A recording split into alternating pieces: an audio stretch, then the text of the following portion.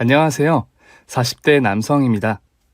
인생에서 가장 위대한 일은 사랑을 하고 또 사랑을 받는 일이 아닐까요? 여러분의 애틋한 첫사랑을 지금 떠올려 보세요. 찬바람이 불면 저는 알 수 없는 열병에 마음이 저려옵니다. 아내의 길이 있는 계절이거든요. 문득 아내에게 편지를 보내고 싶어졌습니다. 그래서 아내에게 보내는 러브레터이자 아내가 저에게 남기고 간 기적에 관한 이야기를 생각나는 대로 적어보고자 합니다. 끝까지 들어주시면 감사하겠습니다. 저의 첫사랑이자 마지막 사랑, 그녀를 처음 만난 건 지금으로부터 35년 전 강원도 속초에 있는 보육원이었습니다.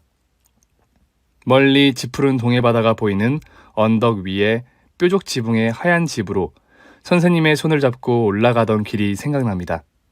아버지는 알코올 중독이 굉장히 심했고 어머니는 제가 3살 때 이혼을 하고 떠나셨어요. 어머니의 얼굴은 전혀 기억나지 않아요. 제 기억 속에 아버지는 늘 술 냄새를 달고 살았으며 집안의 모든 물건을 부수거나 밥상을 던지면서 화를 내셨어요. 감당할 수 없는 빚으로 저를 돌볼 여력이 없었던 아버지는 떠난 엄마를 원망하고 세상을 탓하며 매일같이 벽나발을 불었고 결국 간경화로 이른 나이에 세상을 떠나셨습니다. 살기가 팍팍했던 친척들은 저를 보육원에 맡겼습니다. 그때 제 나이는 9살이었고 그곳을 스스로 나올 때까지 근 10년 가까이 보육원 생활을 했습니다. 필구야, 여기선 아침 7시에 일어나야 해. 일어나자마자 이불 개고 방 청소한 뒤에 아침 식사하러 오면 돼. 급식실은 복도 끝에 있어. 주말에는 보통 8시에 먹어. 9시에는 등교, 등하교는 보육원 차 알지? 책가방 메고 입구에 있는 미니버스를 타면 돼. 오후 5시 30분에 저녁 먹고 자유시간. 저녁 9시 취침이야. 뭐 질문 있을까? 질문 같은 게 있을 리 없었습니다. 얼른 배정받은 방으로 가서 쉬고 싶다는 생각을 하고 있는데 단발머리를 한 소녀가 지나갔습니다. 학교 다녀왔습니다. 아름아, 여기는 필구. 같은 나이니까 친하게 지내고 필구 모르는 거 있으면 아름이가 좀 챙겨주고. 자, 가봐. 보육원에서 처음 본 아이가 그녀였습니다. 알코올 중독자 아버지 밑에서 방치되어 양육 상태가 좋지 않았던 저는 피부는 푸석했고 몸은 삐쩍 말라 왜소했고 그녀보다도 키가 작았습니다. 어린 나이였는데도 꼬질꼬질 떼국물이 흐르는 제 몰골이 부끄럽게 느껴졌어요. 유난히 맑고 하얀 피부의 그녀가 생긋 웃으면서 저를 똑바로 쳐다보았습니다. 뭐 궁금한 거 있어? 아니, 없는데. 그래? 뭐든 궁금한 거 있으면 물어. 그럼, 남자 숙소는 저기야. 단발머리 소녀가 반대쪽 건물로 들어가는 모습을 물끄러미 보다가 남자 아이들 숙소로 들어갔습니다. 그 소녀를 다시 만난 건 다음날 저녁 급식실이었어요. 식판에 음식을 받아서 자리에 앉는데 아름이가 그걸 보고 킥킥 웃었어요. 식판에 밥과 반찬이 머슴밥처럼 산을 이루고 있었거든요. 저는 그 많은 걸 밥 한 톨 흘리지 않고 반찬 하나 남김없이 싹싹 긁어 먹었습니다. 식사를 마치고 태식구의 식판을 정리하는데 아름이가 제 팔을 가볍게 쿡쿡 눌렀어요.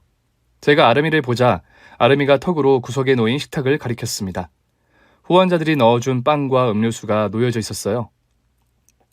이미 밥과 국을 실컷 먹어서 배가 빵빵한데도 빵과 음료수를 챙겨가서 또 먹었습니다.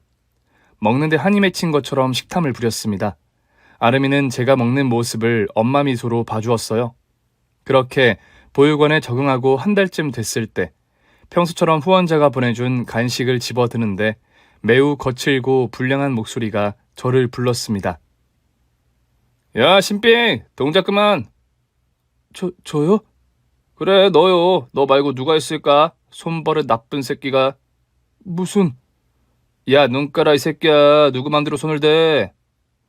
보육원에서 무조건 피해야 할 존재. 중학교에 다니는 상철이 형 패거리였어요. 상철이 형이 눈짓을 하자 험상궂게 생긴 형 둘이 제 양팔을 잡아 끌고 화장실로 데려갔어요. 생활지도원 선생님이 없는 틈을 이용해 새로 들어온 아이에게 관행처럼 신고식을 하려는 거였죠. 나는 어리다고 봐주는 그런 사람이 아니야. 빵은 후원자님이 준 거잖아요. 상철이 형이 비꼬듯이 제가 한 말을 그대로 흉내를 냈습니다. 완전히 미친 그제네 얘.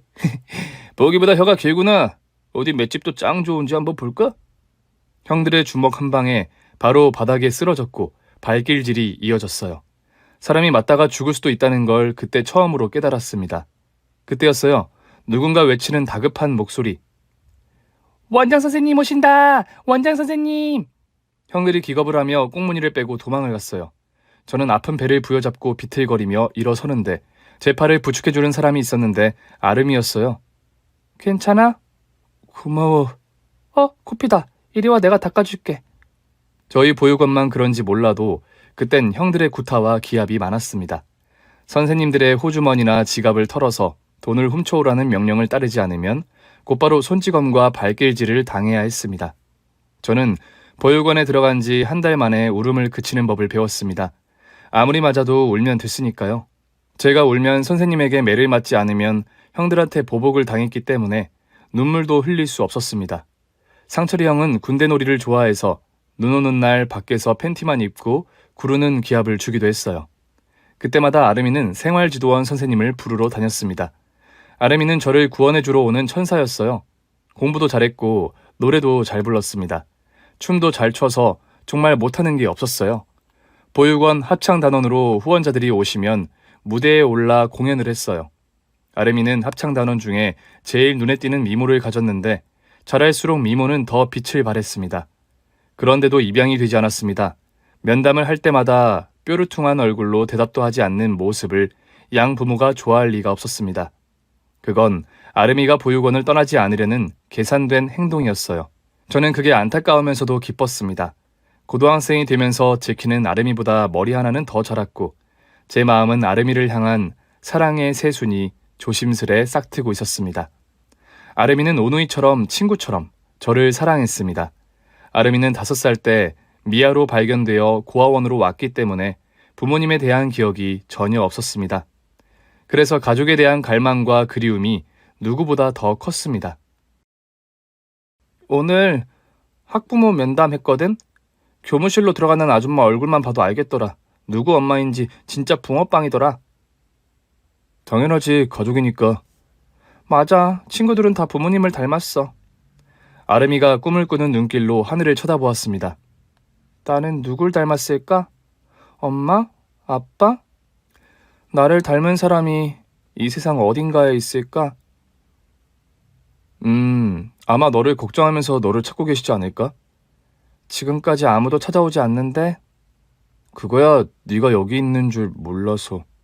필구야, 나는 내가 어떻게 이 세상에 태어나서 어쩌다가 버려지게 된 건지, 부모님은 왜 나를 포기한 건지 늘 궁금했어. 그런데 요즘은 생각이 좀 바뀌었다?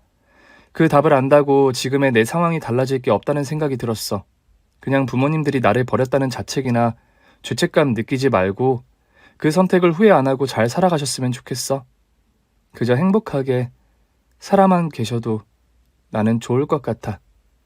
아름이는 주어진 환경을 의연하게 받아들이는 착하고 강한 아이였습니다. 그러실 거야. 그리고 이젠 네가 직접 가족을 만들면 되지 않을까? 내 인생에 기둥이 되고 울타리가 되어줄 그런 사람이 있을까? 아름이가 제 눈을 똑바로 쳐다보았습니다. 저는 바로 여기에 있지 않냐고 고개를 크게 끄덕였습니다. 물론이지. 너의 기사가 되어줄 사람이 너무 많아서 너는 대기표를 나눠주면서 살 거야. 줄을 서시오 하고 아름이가 까르르 웃었습니다. 아름이가 웃는 게 저는 좋았습니다. 그러던 어느 날 폭풍우가 치던 밤이었어요. 번개와 천둥이 무섭게 쳐서 잠을 이루지 못하고 있는데 남자방 창문을 두드리는 소리가 들렸어요. 조용히 일어나서 창밖을 내다봤는데 아름이가 창백해진 얼굴로 사시나무 떨듯 비를 맞고 서 있었어요. 다른 아이들이 깨지 않도록 발끝으로 걸어 나가서 아름이를 복도로 데리고 들어왔습니다. 왜? 무슨 일인데? 아름이는 울기만 했어요. 그때 번개가 번쩍하고 내리쳤고 아름이 입고 있던 교복에 솔기가 뜯어져 있는 게 보였어요. 제 피가 거꾸로 솟는 기분이 들었습니다. 너 원장 집에 불려갔어? 아름이 고개를 끄덕였습니다. 저희 보육원 원장은 우리 원생들을 국가지원금으로 치부하는 악마였어요. 후원자들 앞에서는 우리를 걱정하는 척, 돌보는 척, 잘해주는 척했지만 뒤로는 보조금을 착복하고 원생들의 노동력을 착취했습니다. 저희는 풀장까지 갖춘 원장의 사택을 청소하거나 원장 소유의 논밭에서 일을 했습니다. 농번기에는 매일 거머리에 물려가며 논에 피를 뽑았고 밭에 풀도 메었어요. 여자 원생들은 원장 집에서 빨래와 식사 준비를 했는데 원장의 개 양아치 아들이 일하는 여자 원생들을 건드린다는 소문이 공공연히 나돌았어요. 상철이 형이 깡패라면 원장 아들은 악마였어요. 내가 그 새끼 가만 안 둬. 아니야, 그런 거 아니야. 근데 왜 이렇게 떨고 있는데? 갑자기 덤벼들어서 후라이팬으로 당장 손에 잡히는 게 그거라서 너무 세게 휘둘렀어. 죽은 건 아니겠지? 저는 수건으로 아름이가 빗물을 닦아주고 담요로 따스하게 몸을 감싼 뒤 혼자서 원장 집으로 향했습니다. 현관문은 열려 있었고 식탁 옆에 원장 아들이 누워 있었어요. 코에 손가락을 갖다 대어보니 다행히 숨을 쉬고 있었습니다. 저도 모르게 늘어진 양아치의 배를 거세게 찼습니다. 양아치 새끼가 아파하는 신음소리를 들으며 그 집을 나왔습니다. 그리고 결심했습니다. 이대로 있다가는 아름이는 어떤 보복을 당할지 모른다. 아름이가 수모와 능멸을 당하기 전에 탈출을 해야 한다. 지금 생각해도 무슨 용기로 그랬는지 모르겠습니다. 보육원으로 돌아와서 떨고 있는 아름이의 손을 잡고 일어섰습니다. 가자. 그 사람 살아있어? 숨은 붙어있더라. 아작을 내주려다 참았어. 안심해. 아름이가 안도의 한숨을 크게 쉬었습니다. 그리고는 아무 말 없이 저를 따라 나섰습니다. 짐이랄 것도 없이 책가방에 칫솔과 치약, 수건, 속옷과 옷까지 몇 개만 넣고 나왔습니다. 걷기도 하고 지나가는 트럭을 얻어타기도 하면서 보육원에서 최대한 멀리 도망을 쳤습니다. 길을 걸을 때도 트럭 뒤에 탑승했을 때도 저희는 한 번 잡은 손을 꼭 잡고 놓지 않았습니다. 만약 이 손을 놓지 않으면 이 세상과 연결된 단 하나의 끈이 사라지기라도 하는 듯 단단히 붙들고 있었습니다. 당장 돈이 없어서 중국집에 취직을 했어요.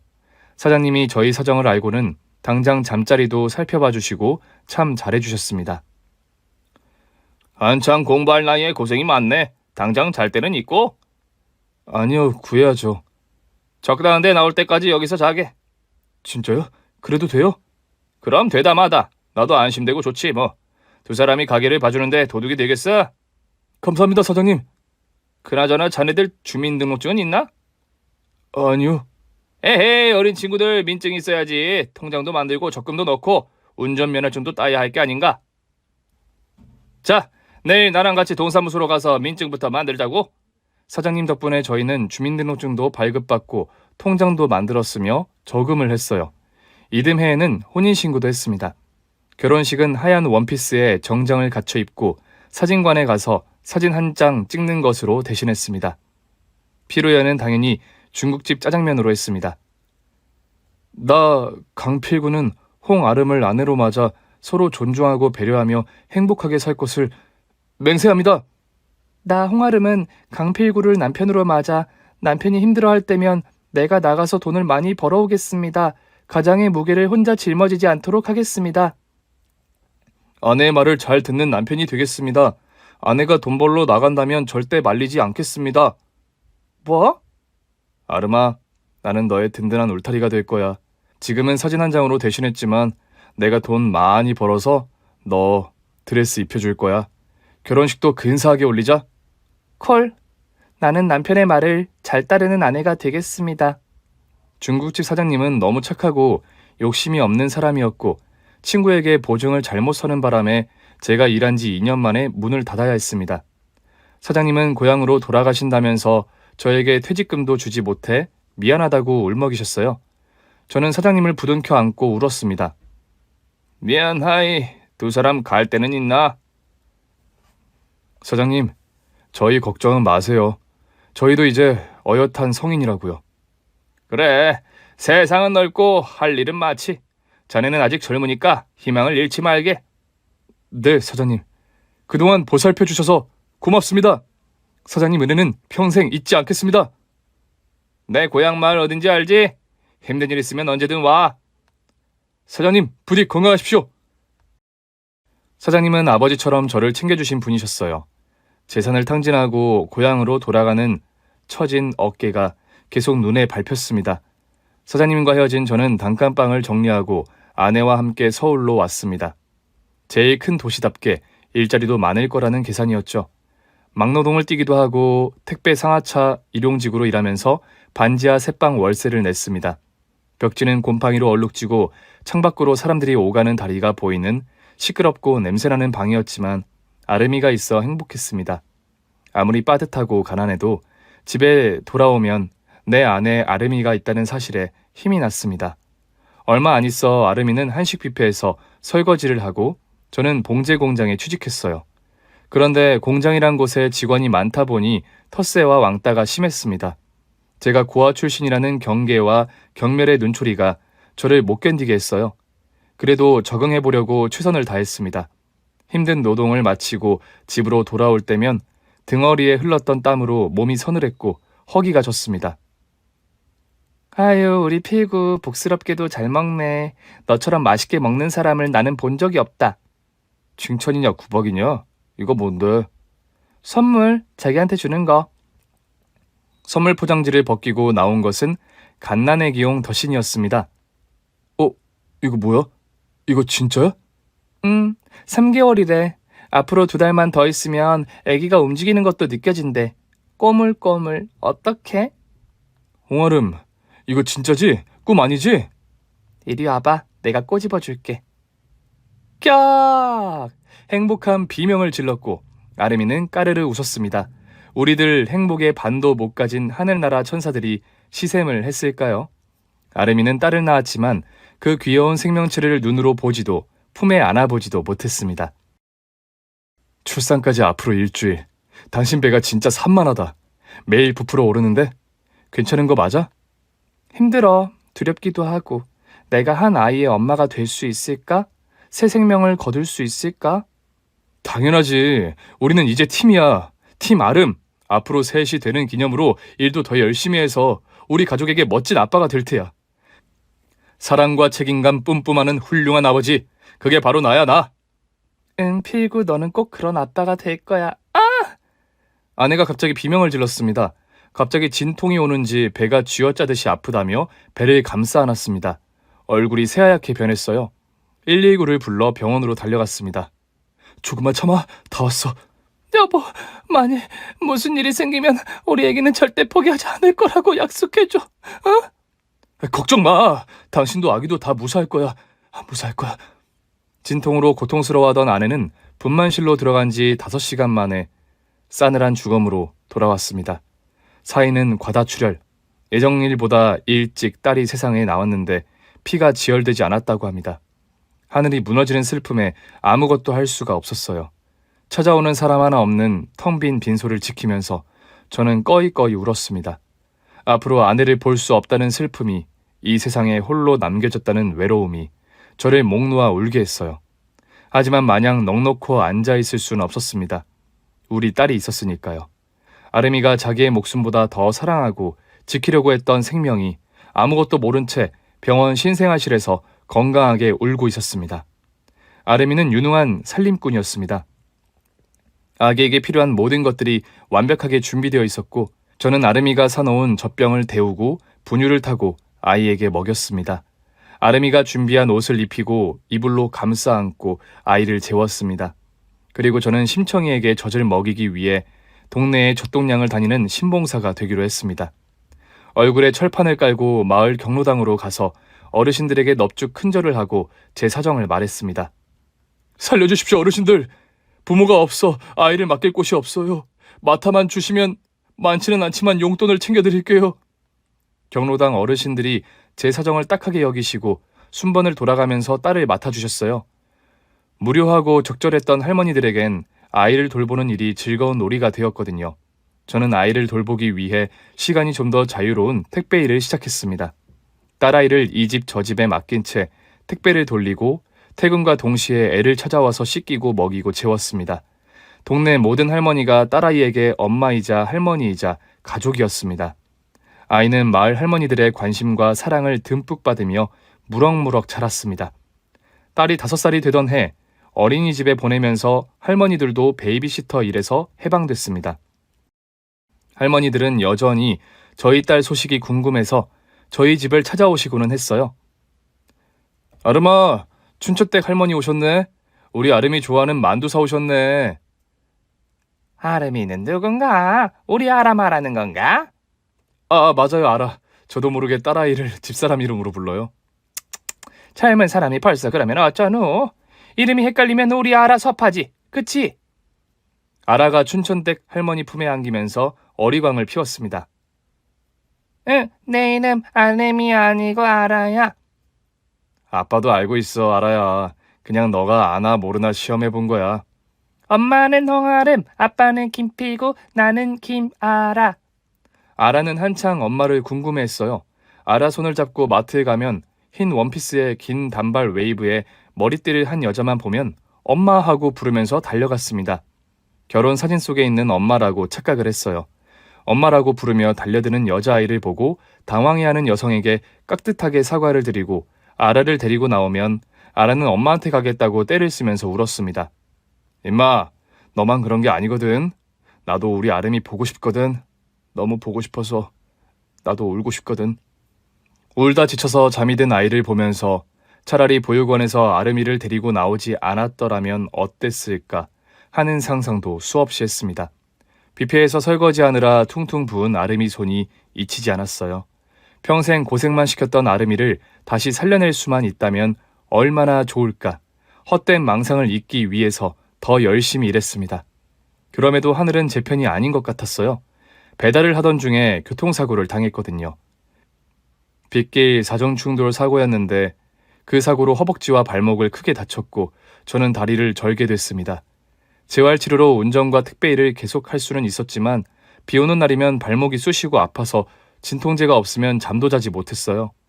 그러던 어느 날 저는 배달 사고가 적은 택배 우수사원이 되어 성북동 일대에 택배를 맡게 됐는데 그곳은 일명 회장님 마을이었습니다.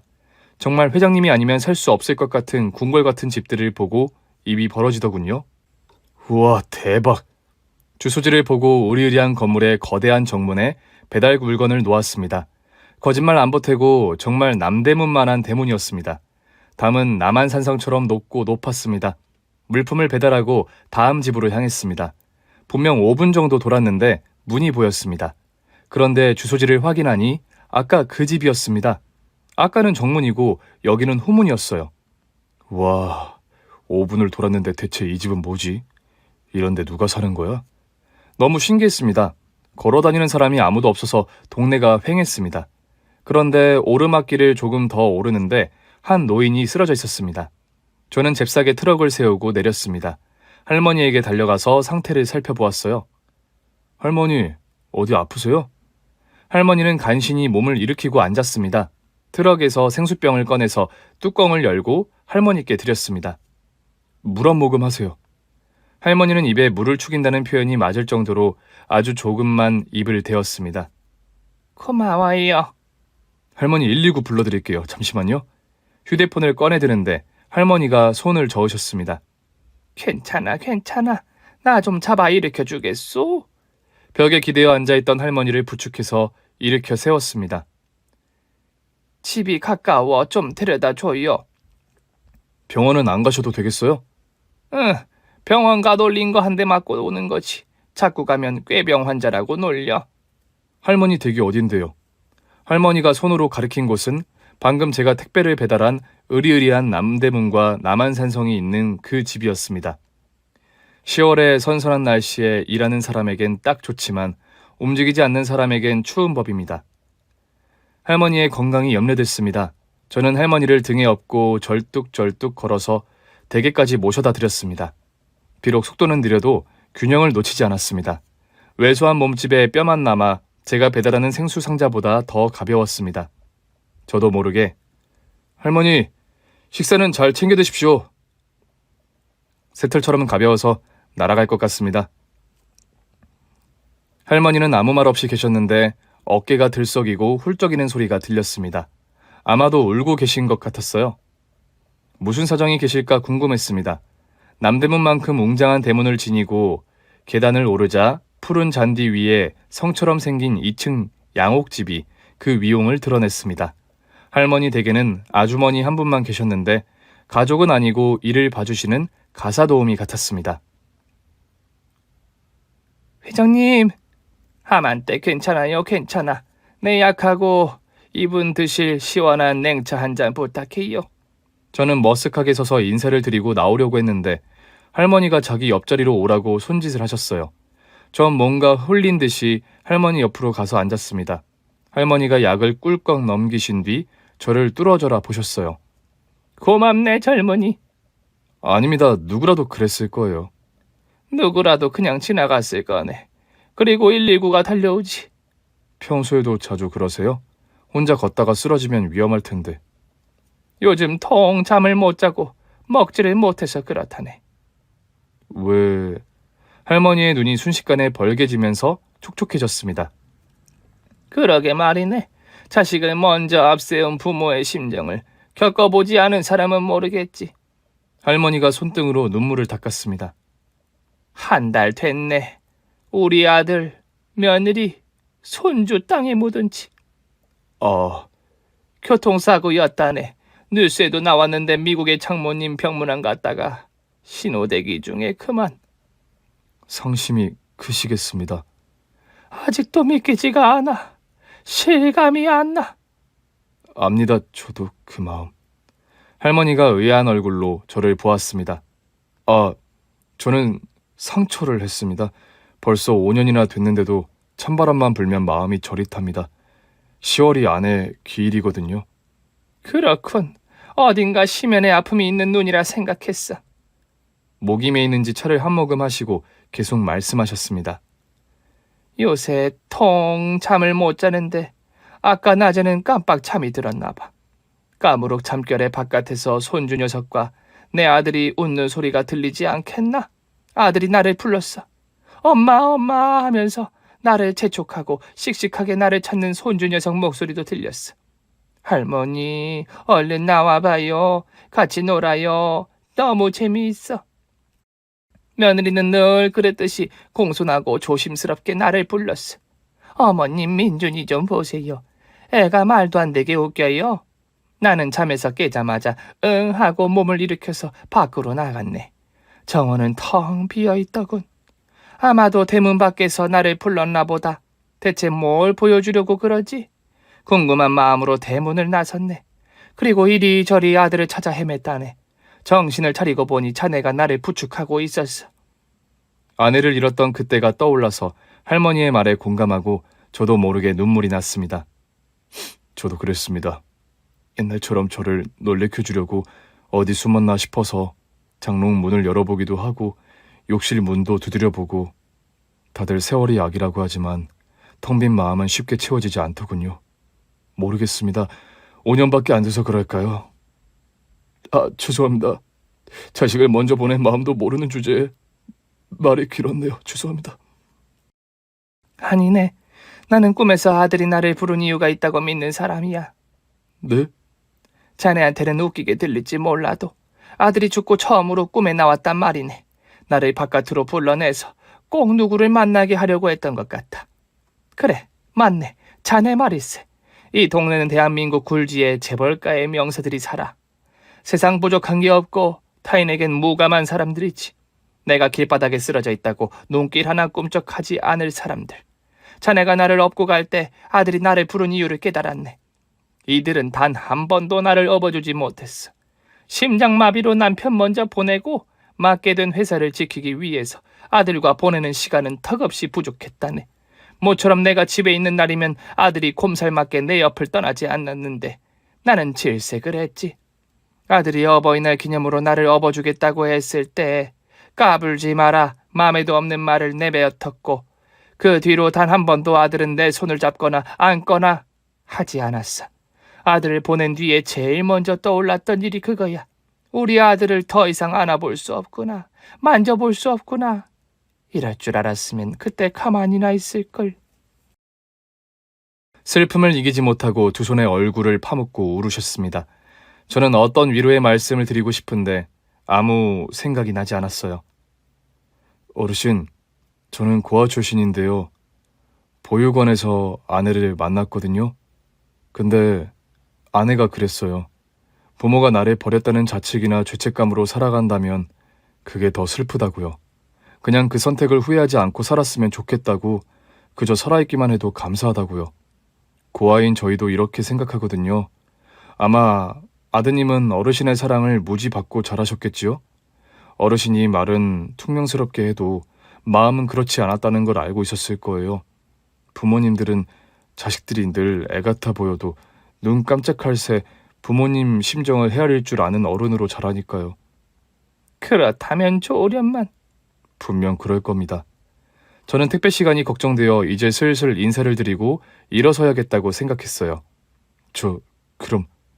자네 택배 일하면 얼마나 버나? 네, 그럭저럭 먹고 살만은 합니다. 내가 지금 월급의 2배를 좀 세. 대신 우리 집에서 일하는 건 어떤가? 내가 필요하면 운전도 해주고 정원을 가꾸는 조건으로. 말씀은 고맙습니다. 그런데 제가 종일 매여 있는 일은 좀 힘들어요. 왜 그런가? 딸이 하나 있습니다. 이제 7살인데 일을 마치면 딸을 데리러 가야 하거든요. 그럼 이렇게 함세. 딸과 함께 우리 집으로 들어오는 조건으로 지금 월급의 3배를 주겠네. 할머니 저를 어떻게 믿으시고. 회사를 거느리는 사람이 내 나이쯤 되면 관상가나 다름없네. 척 보면 안다 이 말일세. 싫은가? 그럼 월급을 더 올려야 하나? 아닙니다. 그런 게 아닙니다.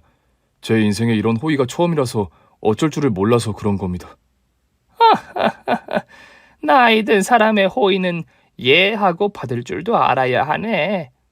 그럼 염치불구하고 하고 수락하겠습니다. 제가 무슨 말을 하는지도 모른 채 아무 말이나 짓거렸습니다.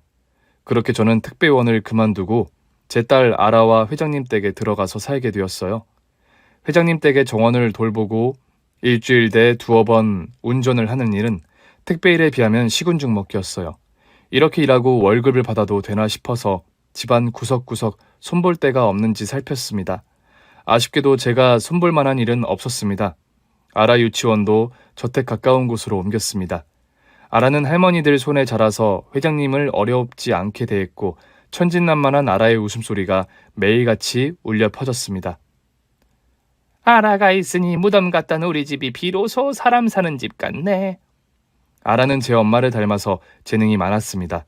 그림도 잘 그리고 노래도 잘 불렀어요.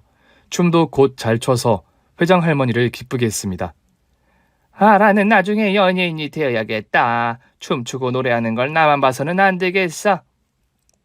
9살이 된 아라를 볼 때마다 저는 흠칫 놀라고는 했습니다. 9살 때 봤던 아름이와 붕어빵처럼 닮은 얼굴이 저를 보며 생글생글 거렸습니다.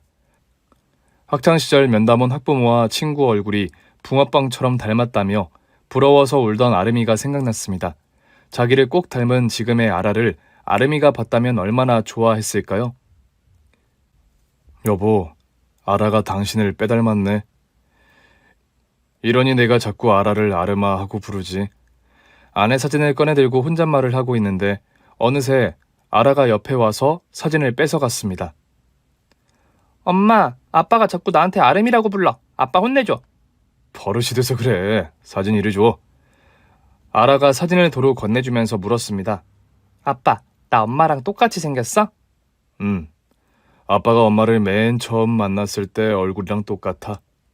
아항. 아항이 그게 뭐야?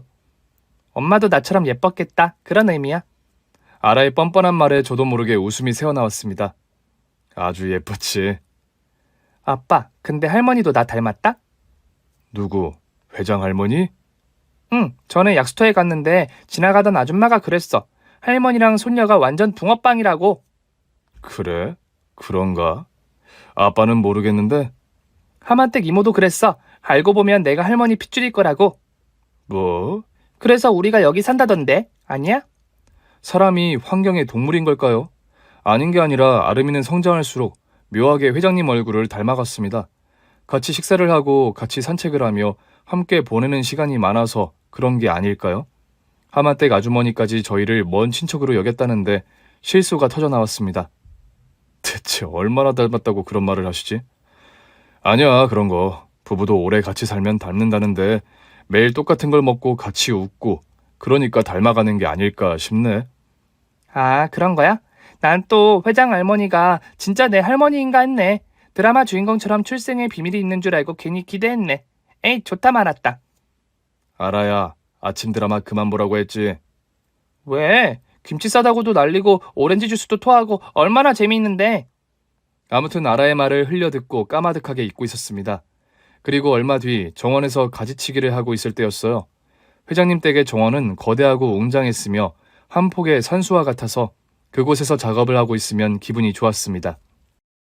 마치 제가 산수화에 들어가 있는 전우치 같달까요? 정원 곳곳에는 투박하고 자연스러운 성물들이 진열되어 전시관을 방불케 했어요. 소나무와 목련나무, 모가나무가 철마다 정원에 계절을 입히면서 운치를 더했습니다. 단풍나무에 가지를 치다가 잠시 학교에서 돌아온 아라의 인사를 받던 중에 무심코 전지가위를 떨어뜨리고 말았어요. 아름아, 밑에 가위 좀 집어줘. 아빠 또 그런다. 아름이 아니고 아라라고. 진짜 나 개명할까? 아, 미안. 아, 왜 자꾸 헷갈리냐? 아빠가 맨날 엄마만 생각하니까 그렇겠지. 으이구, 자요. 그때였습니다. 정원에 나와서 햇볕을 쬐고 계시던 회장님이 벌떡 일어서서 제가 있는 곳으로 걸어오셨습니다. 너무 빠른 걸음이라 행여나 쓰러지지는 않을까 걱정이 될 정도였어요. 자네 방금 뭐라고 했나? 아름이라고 그랬나? 네, 회장님. 아직도 아내 이름이 불쑥불쑥 튀어나와서요. 아라가 이렇게 질색팔색을 합니다. 저는 머리를 긁적이면서 웃었습니다. 하지만 회장님의 표정은 무서울 정도로 심각했습니다. 이름이 뭐라고? 아름이요. 홍아름. 회장님의 얼굴에 핏기가 가셨습니다. 혹시 자네 부인 사진이 있나? 한번 보여주게. 결혼 사진이 있긴 한데 한창 예쁠 나이에 사진도 많이 찍어주지 못하고 보냈네요. 사진 좀 봅세. 가져와 보게 얼른. 저는 사다리에서 내려와 제 방에 있는 결혼 사진을 들고 나왔습니다. 대체 왜 이러실까 의아해하면서요. 하얀 원피스에 물방울 무늬 머리띠를 한 아내가 제 옆에서 생글생글 웃고 있었어요. 다시 봐도 제 딸 아라와 판박이더군요. 아라랑 똑 닮았죠? 자라면서 이목구비가 더 닮네요. 사진을 건네받은 회장님이 입을 가리면서 놀라셨어요. 수미야. 죽은 아내의 사진을 보더니 회장님이 가슴을 부여잡고 통곡을 하셨습니다. 아라가 회장님의 어깨를 감싸며 회장님을 부축해드렸어요. 그리고 물었습니다. 회장님, 수미가 누구예요? 내 여동생 가여운 것. 10년 전에 죽은 내 막내 여동생. 이야기인 즉슨 회장님에겐 나이 차이가 많이 나는 막내 여동생이 있었는데 10년 전에 췌장암으로 고생을 하다가 돌아가셨다고 합니다. 그런데 이분에게는 암의 고통 말고도 평생 짊어져야 했던 아픔이 있었는데 그건 5살 된 딸아이를 잃어버린 거였어요. 어린이날이라 어린이 대공원에 갔다가 잃어버렸다더군. 제부는 해외 출장 중이라 내 여동생 혼자 아름이를 데리고 갔대. 아름이랑 꼭 놀이동산에 가겠다고 한 약속 때문에 회전목마를 같이 타고 내려오는데 순식간에 인파가 몰리면서 아름이를 잡고 있던 손을 놓친 거야. 회전목마 주변을 샅샅이 뒤지고 놀이동산을 미친 여자처럼 돌고 사무실로 찾아가 미아를 찾는 방송을 했지만 해가 지도록 아름이는 나타나지 않았어. 그때부터 수미는 살아도 살아있는 게 아니었어. 처음엔 전단지를 만들어서 배포하고 보육원과 타가소를 돌아다녔지. 죽은 자식은 가슴에라도 묻는다지만 아이를 잃어버린 부모는 그 시간에서 벗어나지를 못해. 미친년처럼 돌아다니고 좀비처럼 정신이 없으니 어디 가정이라고 제대로 굴러갔겠냐. 아름이가 실종된 2년 만에 이혼을 하고 수미는 내가 걷어서 살았네. 딸이 죽었는지 살았는지 그것만이라도 알고 싶다고 어린이날만 되면 울었어. 그러니까 여동생님이 잃어버린 아이 이름이 홍아름이라네. 5살에 잃어버렸으니 자네 부인 나이와 같지 않나? 네, 맞아요. 아름이는 5살에 미아가 되어서 속초에 있는 보육원에서 자랐습니다.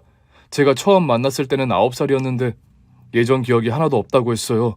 부모님 얼굴도 살던 집도 기억이 나지 않는다면서 자기가 어떻게 해서 보육원에 오게 됐는지 그 배경을 알고 싶어 했는데 아름이는 버려진 게 아니라 부모가 애타게 찾던 잃어버린 아이였다는 걸 알았다면 얼마나 좋아했을까요? 부모님이 아름이를 그리워하다가 병까지 얻었다는 사실을 들려줄 수 있다면 얼마나 좋을까요? 아름이는 설령 부모가 자기를 버렸다고 해도 그 부모를 위해 기도했던 아이였어요. 꾹 참고 있던 울음이 결국 터지고 말았습니다. 내 조카 아름이 속초에 있는 줄도 모르고 전국을 돌아다녔는데도 찾을 수가 없었구나. 부모 자식이 서로를 그리워하는데 만날 수가 없었다니. 하늘도 무심하시지. 어쩜 이렇게 기막힌 일이 다 있을까? 어찌 이리 통탄할 일이 다 있을까? 회장님도 울고 저도 울었습니다. 알아도 눈물을 찾지 못하고 속에 묻어두었던 그 이름을 쏟아내었습니다. 엄마, 엄마, 엄마, 엄마. 저희는 누가 먼저라고 할 것도 없이 서로를 부둥켜 안고 엉엉 울었습니다. 얼굴은 모두 눈물 범벅의 울음바다가 됐습니다. 때마침 장바구니 가득 창거리를 사오던 하만댁 아주머니가 저희를 보고 눈이 휘둥그레져서 얼음처럼 서 있었습니다. 그 광경을 보고 나중에 들려주신 말씀. 지는요, 남북 이산 가족이 만나는 줄 알았시오. 예전에 텔레비로 봤던 그 이산 가족 상봉 장면이 딱 그랬구먼요. 그 말을 들은 회장님은, 아니 처 이모님은 이렇게 대꾸하셨죠. 맞아, 이산 가족. 우리 이산 가족이라네, 하만댁. 네, 회장님 또 저를 놀려 먹이시려고 그러시지요? 이제 안 속아요. 벌수로 아라한테 물어봤는디요. 아니라고 했구먼요. 하만댁, 아라가 나랑 닮았다고 그랬잖아. 그랬죠. 누가 봐도 회장님 핏줄이 맞다고 제가 그랬잖요. 아, 근데 아니람서요. 그지, 아라야? 아니에요, 이모님. 그때는 아니었는데 지금은 맞아요. 뭐요? 그때는 가족이 아닌데 지금은 가족이라고? 아이고, 별시럽네, 아라. 너 아줌마 놀리면 안디야. 가만 안 둬? 하만댁 내 동생 수미 알지? 10년 전에 봤잖아. 췌장암으로 죽은 수미 손녀가 아라야. 알죠. 왜 몰라요? 그 사모님 이야기만 나오면 벌써 눈물이 나오려고 그래요. 우리 수미 손녀가 아라라네. 그래서 나랑 아라가 닮은 거였어. 에그머니나 진짜로 아라가 수미 사모님의 손녀란 말씀이셔요? 시상해나 그 잃어버린 따님이 그러면. 그래 내가 아들을 잃고 시리에 빠졌을 때 내 손을 잡아준 필구 집사람이 수미가 그토록 찾아 헤매던 딸 아름이었다네. 아, 그걸 어떻게 하셨대요? 김서방 결혼사진에 수미가 있자는가? 20살의 수미가 환하게 웃고 있자는가? 와엄마, 이게 뭔 일이래요, 회장님. 이게 다 하늘이 내려준 복이지요. 아니네, 우리 아들이 맺어준 인연이지. 내가 아들 꿈을 꾸고 나갔다가 필구 이 사람을 만났으니까. 아니에요, 할머니. 제가 볼 때 우리 엄마의 큰 그림 같아요. 왜? 왜냐면 엄마랑 똑 닮게 나를 낳아주셨으니까요. 내가 엄마를 안 닮고 아빠를 닮았으면 가족이란 걸 과연 알 수 있었을까요? 그것도 그렇네. 저는 잔잔한 미소를 지으며 세 사람이 나누는 이야기를 들었습니다. 처 이모님의 말씀도 맞고 제 딸의 이야기도 맞다고 고개를 끄덕입니다. 죽은 아내와 돌아가신 장모님이 남아있는 저희를 위해 미련한 선물이 아닐까 하고요. 여러분은 어떻게 생각하세요? 아직도 저는 제 아내 아름이가 그립습니다. 그리운 이름을 마음껏 부르면서 쓸 수 있어서 행복했습니다. 끝까지 제 이야기를 들어주셔서 감사합니다. 오늘 준비한 사연은 여기까지입니다. 재미있게 들으셨다면 구독과 좋아요, 알림 설정까지 눌러주세요. 그럼 저는 다음 사연으로 찾아뵐게요. 오늘도 건강하고 행복하세요.